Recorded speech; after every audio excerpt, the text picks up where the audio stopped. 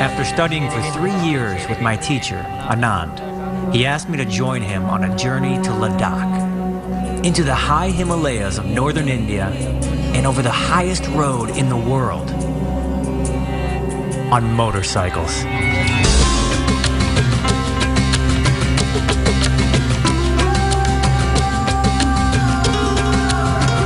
Never wanted to ride a bike. I think it's dangerous.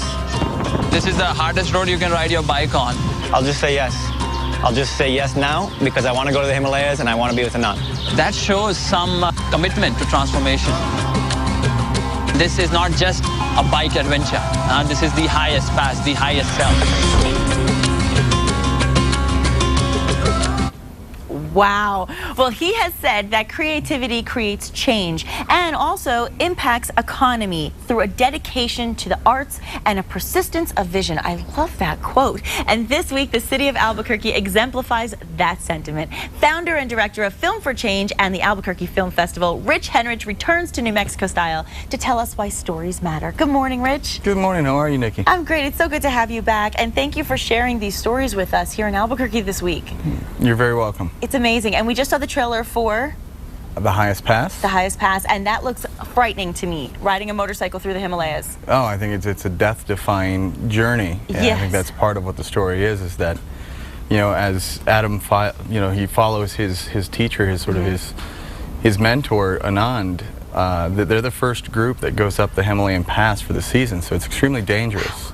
That's wild. Well, the thing is, that movie, as well as Tanzania, which we just saw before, those are just two reasons that there's a lot of excitement surrounding this year's Albuquerque Film Festival. Such an exciting year, and I understand that Dennis Hopper is continuing to be, as the founding father in 2009, really the core and the thread of the whole film festival itself. So can you tell us a little bit more about that? Yeah, I mean, when we started off the festival in 2009, 2009 wasn't a great economic year, but it was definitely, important to us to recognize film and the power of story beyond just film as an industry. Sure. I mean, we had Bryan Cranston, and he was a huge star then. Yes. But he's ginormous now. Absolutely. And it was during that festival, Giancarlo and he came in with his film was before he was even on Breaking Bad. Right, and he and Bryan met, and it's great to have that component. But then we also had legendary, director, actor, art collector Dennis Hopper. So amazing. When we started with Dennis, it was really sort of around this vision of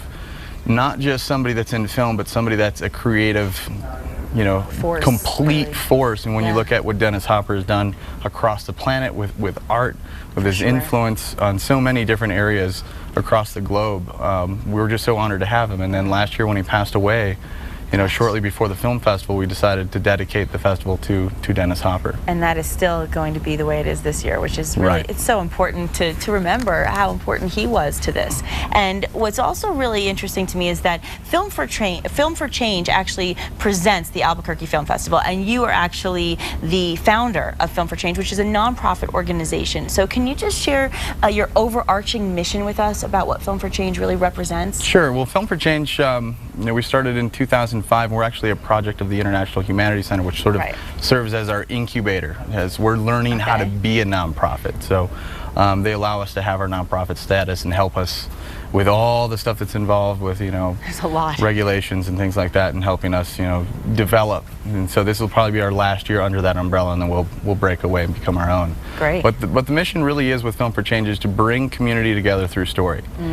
I think when you look throughout history, whether you're drawing on cave walls, there's always this innate desire within us all to share a story. Definitely. And what's so really wonderful about this is not only is it entertaining and informative and even educational, but there's also a lot of impacts to the community itself. I mean, the community is seeing everything from economic to social impact from a film festival like this. So can you share with the viewers what those impacts are? Sure. Well, you take something like Breaking Bad, which is obviously hugely successful, or take something like In Plain Sight, which also has incredible viewership. Sure.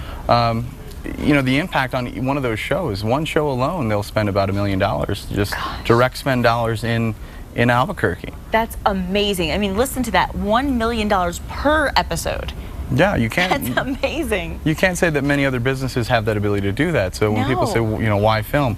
It's important to keep those dollars coming in. Yes. And with the film festival, it's the same sort of thing. We're bringing tourism dollars into the state. We're exposing the state, but also exposing filmmakers and producers and directors to this beautiful place. That's so and fantastic. saying, come back. We have all these great incentives. We have great people to work with.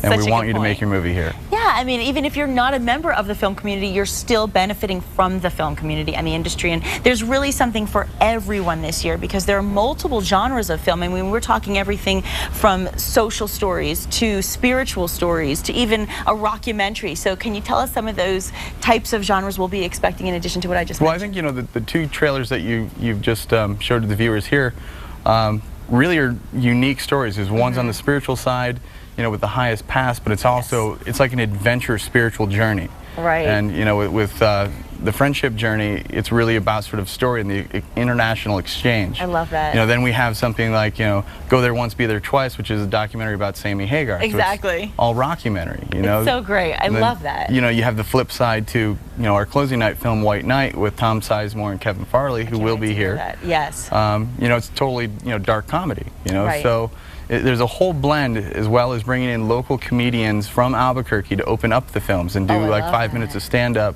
Because it's really important, I think, that, you know, these are hard times for a lot of people. So, no kidding. You know, we have to laugh. So when we learn our lessons, we want to laugh along the way. I mean, we'll remember them then. That's definitely the way to remember them, and that's the way to do it. And when we return, Rich is going to stick around, and he'll tell us more about what we can expect later this week at this star-studded event. But first, here's a clip on how to live forever. Grandma, do you realize that you are the oldest person in the whole world? Me? Yes. No. I think about getting old quite often, kind of scared of it. Not me, I don't want to live with them for another 500 years. I do like me red meat. Give me a beer. Yeah, I'll have that. Aging is a barbaric phenomenon and it should just not be tolerated in polite society. Now, give one good cough. Like most baby boomers, I'm freaked out about getting old. When I turned 50, I decided I'm not going down without a fight. Jack, I was wondering whether you could tell me what I should be doing to live a sort of a long and healthy life. The most significant revolution of our lifetime will be the creation of the ageless society. Aging is no longer inevitable. Will this make me live a longer life, you think? Oh. People on the calorie restriction diet, I know someone who's eating about 1,500 calories a day. I think the idea is perverse. I look forward to being 100, 120. We actually never have to die.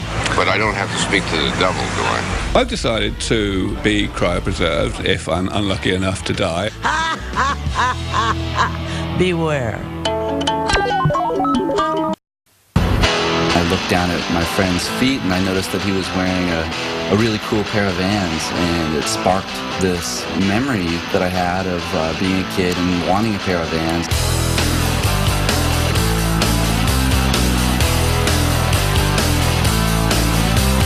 And so what I decided to do was I took a gray pair of Vans home, but then one day I just decided to make them my own. Louis is an artist. You notice his fantastic shoe design.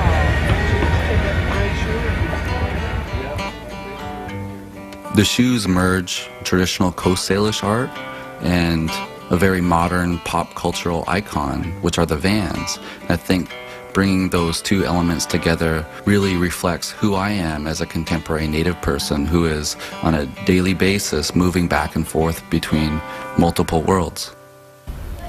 We are back with Rich Henrich, founder of the Albuquerque Film Festival, which starts on Thursday and lasts all the way through Sunday. And that you just saw was a clip from Unreserved, a very diverse film. I mean, there's really clearly something for everyone. And in addition to the films that we're going to see, Rich, there's actually something really special going on, as well as some awards that are being presented this year. Could you tell us a little bit about that? Yeah, well, we're a competitive film festival. Yes. You know, and so for filmmakers, it's, you know, one of the important things that you know, they're able to take their film, share them with communities, and hopefully earn awards, because that helps them when they're trying to get distribution to say people like our films. Right.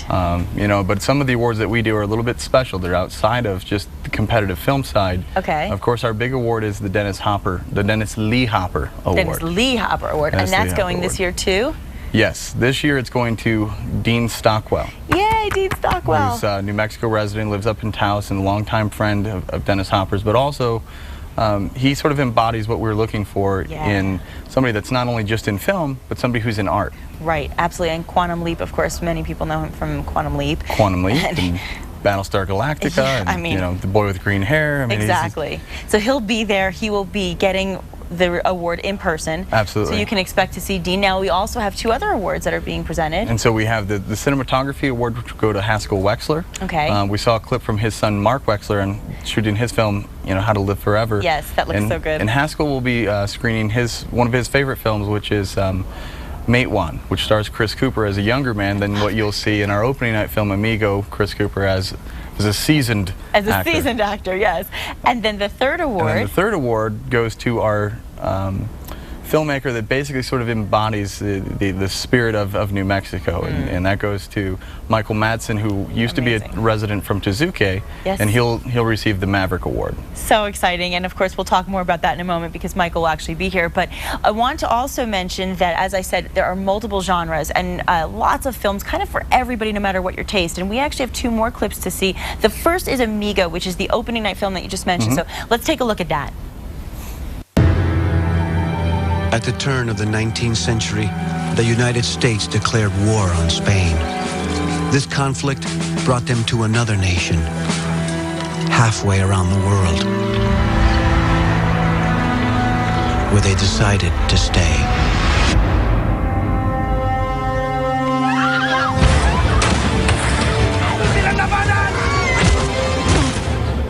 I need a garrison here. My boys are hot to go, Colonel. Stay. I need a garrison. Ano, may papayo mo. Magagawa ng gulo. Tell him we're staying here to protect his village from the Ladrones.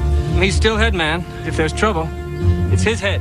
Kailangan ka namin sa loob kasama ng mga Amerikano, pero bilang kaibigan ng revolusyon.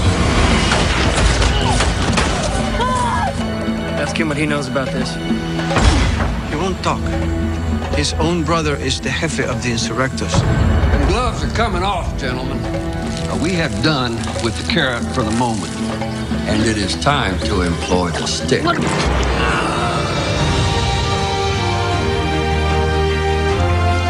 You're getting pretty comfortable here. I have to live with these people. No, Lieutenant! You gotta make war on these people!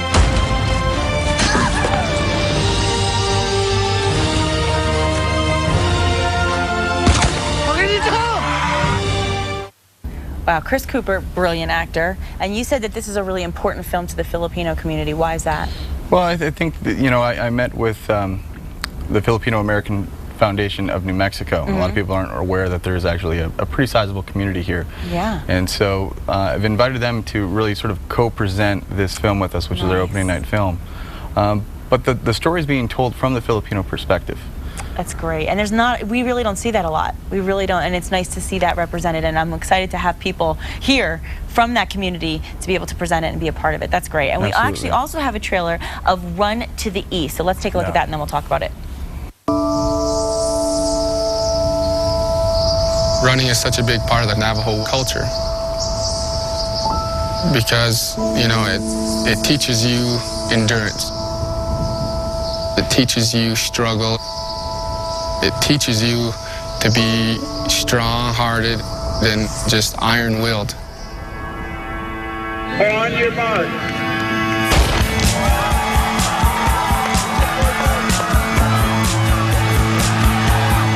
It's amazing of all the problems that we have in this town and of all the obstacles that are set in front of these kids and these families that they're able to compete against the richest and most well-off schools in athletics and beat them. You know, we have issues. We have extreme poverty. There's nobody here that's at my caliber of running.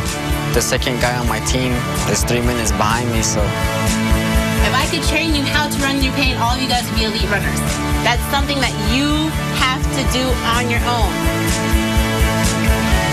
If you've ever run over a mile and you've ever pushed your body to the breaking point, that's what it teaches you. It teaches you to deal with struggle and pain. It makes you a strong person. When I go running now, I start thinking about like how far I've come. I want to get out there and experience you know, what my family hasn't.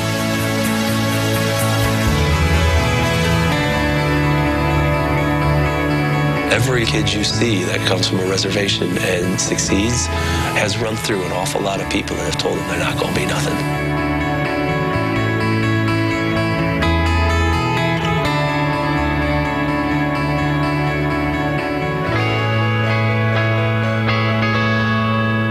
Wow, that looks like one of those really inspirational, right to the heart stories. Well, that's the clip that I watch when it gets really late and I get really tired and I'm like, why am I doing this? You know?